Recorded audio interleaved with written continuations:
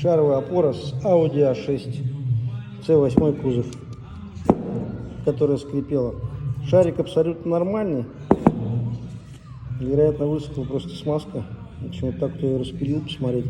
Она алюминиевая, внутри пластиковый вкладыш, сверху стальное кольцо. Сейчас завальцовывается вот таким вот образом. Вот такая конструкция шаровой опоры.